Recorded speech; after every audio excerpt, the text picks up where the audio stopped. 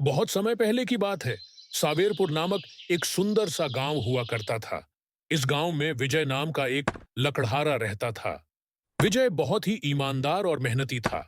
उसके पास ज्यादा पैसे नहीं थे, लेकिन वह अपनी मेहनत से संतुष्ट था। विजय की पत्नी रेखा और दो बच्चे थे, जो गांव के ही एक स्कूल में पढ़ते थे। विजय गांव के सबसे अमीर व्यापारी राजेश सेठ के लिए लकड़ी काटने का काम करता था। बदले में राजेश सेठ उसे महीने के अंत में पैसे देता, जिससे विजय अपने परिवार का गुजारा करता था। मुश्किलें बढ़ती जा रही थीं। एक सुबह विजय काम पर जाने के लिए तैयार हो रहा था। तभी रेखा ने चिंता जताई। विजय, मोहन और गुड़िया की स्कूल की फीस भरनी है।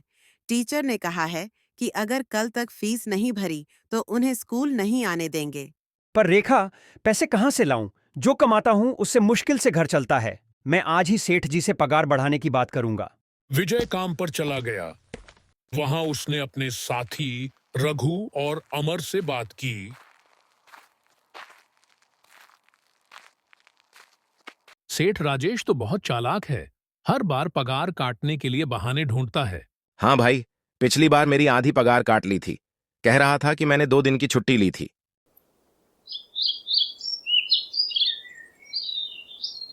शाम को जब विजय और बाकी लकड़हारे अपनी पगार लेने पहुंचे, तो सेठ राजेश ने बहाना बनाया। अभी माल नहीं बिका है, 2-3 दिन बाद पैसे मिलेंगे। लकड़हारे मायूस होकर लौट गए। विजय को चिंता थी कि घर का खर्च कैसे चलेगा। अगले दिन उसने सोचा कि लकड़ी काटने के अलावा कोई और काम ढूंढा जाए। पूरे गांव में भटकने के बाद भी उसे कोई काम नहीं मिला।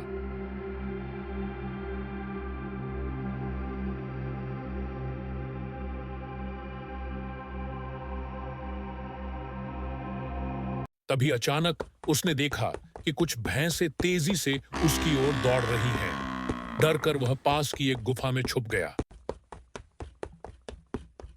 गुफा के अंदर विजय को एक पुरानी टोकरी दिखी। जैसे ही उसने उसे उठाने की कोशिश की, अचानक गुफा में रोशनी फैली और एक जिन प्रकट हुआ।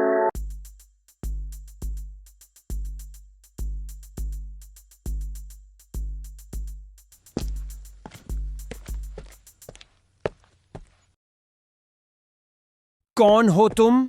मैं इस गुफा का रक्षक हूं। यह टोकरी अब तुम्हारी है, लेकिन ध्यान रखना, इसमें जो भी चीज डालोगे वही बार बार प्राप्त होगी। कोई और चीज डालने की कोशिश की तो नुकसान होगा। विजय टोकरी लेकर घर आया और रेखा को सारी बात बताई। उन्होंने सोचा कि ऐसी चीज डालनी चाहिए जिससे वे अच्छा व्यापार कर सकें। विजय को याद आया कि उसके पास एक चंदन की लकड़ी रखी हुई है। उन्होंने वह लकड़ी टोकरी में डाली और जादू से कई चंदन की लकड़ियां निकल आईं। अगले दिन विजय ने वह लकड़ी बाजार में बेची और बहुत सारे पैसे कमाए। अब वह रोज लकड़ियां निकालकर बेचने लगा और जल्द ही उसने अपने गांव के लकड़हारों को भी अपने साथ जोड़ लिया। कुछ ही महीनों में विजय और उसके साथी अच्छे व्यापारी बन गए। उधर सेठ राजेश का व्यापार ठप पड़ गया, क्योंकि अब लोग उससे लकड़ी नहीं खरीदते थे। एक दिन सेठ राजेश खुद विजय के पास आया। विजय, क्या तुम मुझे अपने काम में शामिल कर सकते हो? सेठ जी, हमने बहुत मेहनत की है। आप भी ईमानदारी से मेहनत करेंगे तो आपके लिए भी कोई रास्ता निकल आएगा। इस तरह विजय और उसके साथियों ने मेहनत और ईमानदारी से अपनी जिंदगी बदल दी।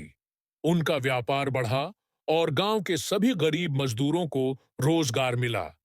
विजय की कहानी इस बात का सबूत बनी कि ईमानदारी, मेहनत और सही मौके का फायदा उठाने से किस्मत बदली जा सकती है। Like, comment, and subscribe.